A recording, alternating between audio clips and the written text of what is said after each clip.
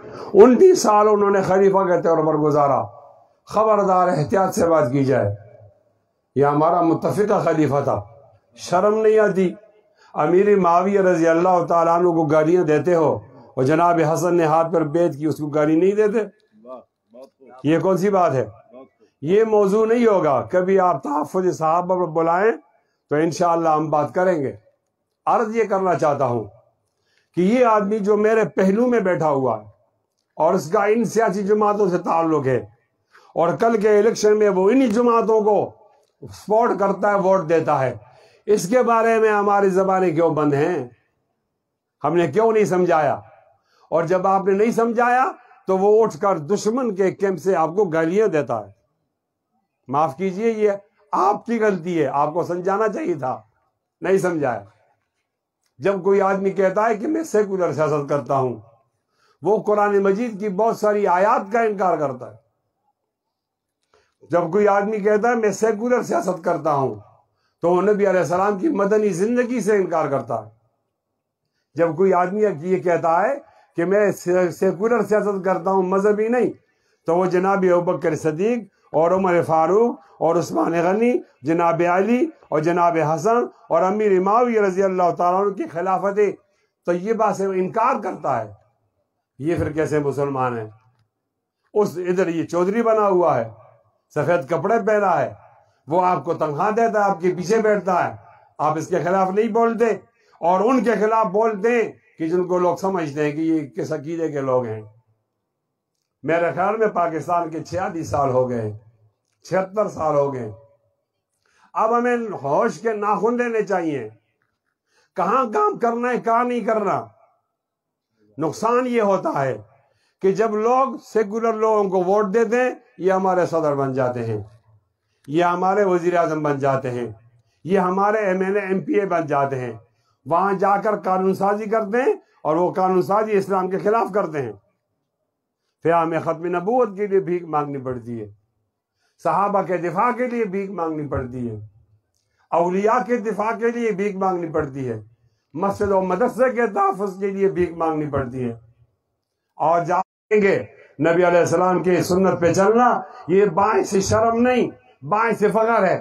ہاتھ اٹھا کر ایک اعلان کریں میرے ساتھ، پاکستان کے حکمرانوں، پاکستان کے واکمندوں، پاکستان کے جرنیلوں، پاکستان کے ججوں، پاکستان میں آنے والے صدور اور پاکستان کے وزراء اعظم، آپ کو بتا دینا چاہتا ہوں آج کمیٹی گراؤنڈ میں حالی پور میں ایک انتہائی عظیم الشان ختم نبوت کانفرنس بتا دینا چاہتا ہوں کہ داڑھی رکھ کر ہم نے غلطی نہیں کی، پگڑی رکھ کر ہم نے غلطی نہیں کی، اور ہم نے ٹوپی رکھ کر غلطی نہیں کی، مدرسے سے اپنے آپ کو باندھا ہم نے غلطی نہیں کی، ہم نے قرآن مجید سے اپنے آپ کو باندھا ہم نے غلطی نہیں کی، ہمارے گھر والی نے پردہ کیا، شرعی پردہ کیا، یہ ہم نے غلطی نہیں کی، اور ہم نے اپنے آپ کو بخاری سے باندھا، یہ غلط نہیں تھا، ہم نے اپنے آپ کو ترمذی سے باندھا، یہ غلط نہیں تھا، ہم نے اپنے آپ کو مسلم شریف سے باندھا، یہ غلط نہیں تھا، ہم نے اپنے آپ کو ابو داؤد سے باندھا، نسائی سے باندھا،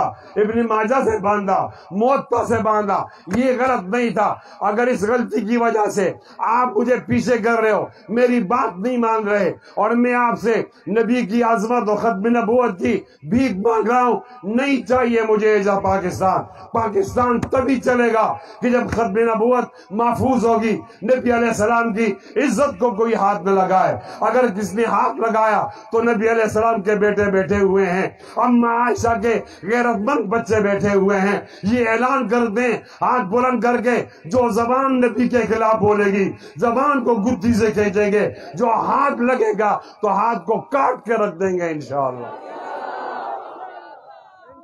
اونچی آواز میں آواز اور زیادہ چاہیے. نعرہ تکبیر، شان محمد مصطفیٰ، تاج و تخت ختم نبوت، اکابرین علماء دیوبند، نعرہ تکبیر. 46 سال ملک کو کھایا تم نے، لوٹا تم نے. 76 سال تم کھاتے رہے ہو، ہمیں تو نہیں ملا، کوئی حصہ بھی نہیں ملا، ہڈی کا ٹکڑا بھی نہیں ملا. ملک کو تباہ تم نے کیا. تم نااہل ہو، نااہل ہو، نبی علیہ السلام کے پاس ایک صحابی آیا، دیہاتی تھا، اور کہا کہ یا اللہ کے نبی قیامت کب قائم ہوگی؟ تو آپ صلی اللہ علیہ وسلم نے جواب دیا کہ جب امانتیں ضائع ہوں تو قیامت قائم ہوگی۔ اس نے پوچھا وَكَيْفَ إِذَاعَتُهَا یا رسول اللہ، امانتیں کیسی ضائع ہوں گی؟ انہوں نے جواب دیا اذا وسد الامر الى غیر حلیف فانتظر الساعہ، جب نااہل لوگوں کو حکمران بنا دیا جائے تو قیامت قائم ہو جائے گی۔ ظالم کو اگر ظلم کا انعام دیا جائے، ظالم کو اگر ظلم کا انعام دیا جائے تو اس حادثے وقت کو کیا نام دیا جائے؟ ظالم کو اگر ظلم کا انعام دیا جائے تو اس حادثے وقت کو کیا نام دیا جائے؟ میں خانے کی توہین ہے، رندوں کی ہتک ہے، کمزف کے ہاتھوں میں اگر جام دیا جائے۔ 76 سال تک جام تمہارے پاس ہے، ملک کو آپ نے لوٹا۔ قائد اعظم نے پاکستان بنایا، اس میں مغربی پاکستان بھی تھا، مشرقی بھی تھا۔ پاکستان نے جو قائد اعظم نے بنایا اس میں کارگل بھی شامل تھا، اس کے اندر سیاچن بھی شامل تھا، سنو اس کے اندر چھم کی تحصیل بھی شامل تھی۔ تم وہ نالائق ترین لوگ ہو جو قائد اعظم کی امانت کو سنبھال نہیں سکے، اللہ تعالیٰ کی نعمت کی حفاظت نہیں کر سکے۔ تم نے چھم تحصیل انڈیا کے حوالے کی۔ ایک جرنیل آیا، اس نے کارگل حوالے کر دیا۔ ایک جرنیل آیا، اس نے سیاچن حوالے کر دیا۔ ایک جرنیل حکمران بنا، اس نے سارا پانی بیچ دیا۔ ایک جرنیل نے آدھا پاکستان حوالے کر دیا۔ تم نالائق ہو، تم نالائق بھی ہو، تم چور بھی ہو، تم نے چوری کی ہے۔ تم میں سے کون آدمی ہے جو فرشتہ ہے جس نے چوری نہیں کی؟ الحمدللہ ثم الحمدللہ آج قوم ان سے مایوس ہے، ان چوروں سے، اور آپ کو بتانے آیا ہوں اگر آپ مایوس ہو ان سے کہ ان میں کوئی ایماندار آدمی نہیں ہے تو سن لو، آپ نے افغانستان کی طرف نہیں دیکھنا، آپ نے چائنا کی طرف نہیں دیکھنا، ایماندار قیادت کے لیے انڈیا کی طرف نہیں دیکھنا، ایران کی طرف۔ آپ کے ملک کے اندر ایماندار قیادت موجود ہے۔ وہ کون ہے؟ وہ لوگ ہیں کہ جب پی ٹی آئی کی حکومت تھی 11 سال، اور 11 سالوں کے اندر کے پی کے میں حکومت تھی، وہ 5 روپے کی چوری ثابت نہیں کر سکتے۔ اتنا بڑا ایماندار، اتنا بڑا ایمانداروں کا سربراہ، اماموں کا سرخیر، لوگ اس کا نام رکھتے ہیں مولانا فضل الرحمان۔ انشاءاللہ اب انشاءاللہ انقلاب مولانا فضل الرحمان کی قیادت میں آئے گا انشاءاللہ۔ نعرہ تکبیر، قائد جمعیت مولانا فضل الرحمان، نعرہ تکبیر، شان محمد مصطفیٰ، ختم نبوت، نعرہ تکبیر۔ میں آپ سے علماء اسلام، جمعیت علماء اسلام، جمعیت علماء اسلام، قائدین جمعیت علماء اسلام، کارکنان جمعیت علماء اسلام، نعرہ تکبیر۔ ہمارا حکمران چور ہے، انہوں نے 76 سالوں میں چوری کی ہے۔ آپ کہتے حکمران چور ہے، اس کا ختم نبوت سے کیا تعلق ہے؟ یہ ارشد مغل لوگوں نے تو جلسہ ختم نبوت کا رکھا۔ ہاں تعلق ہے، کیا تعلق ہے؟ جب یہ چوری کرتے ہیں تو روزمرہ کے معمولات چلانے کے لیے یہ IMF اور یہودیوں سے پھر قرضہ مانگتے ہیں، اور جب ان کے بعد جاتے ہیں تو وہ کہتے ہیں کہ آپ نے ہماری شرائط ماننی ہوگی، بجلی آپ کی ہوگی، اس کا نرخ ہم مقرر کریں گے، ڈیزل آپ کا ہوگا، ہم بتائیں گے کہ وہ کس طرح لیٹر بیچو، وہ پیٹرول آپ کا ہوگا، ہم بتائیں گے، اور آپ کو اختیار نہیں کہ ٹماٹر کے نرخ مقرر کریں، پیاز، سبزی کی، آٹے کی، یہ ہم مقرر کریں گے۔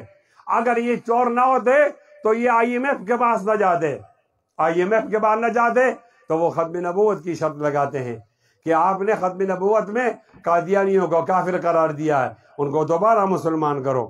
آج اعلان کرتا ہوں خدا کی خدائی میں ایسا نہیں ہو سکے گا، پوچھتا ہوں ہو سکے گا؟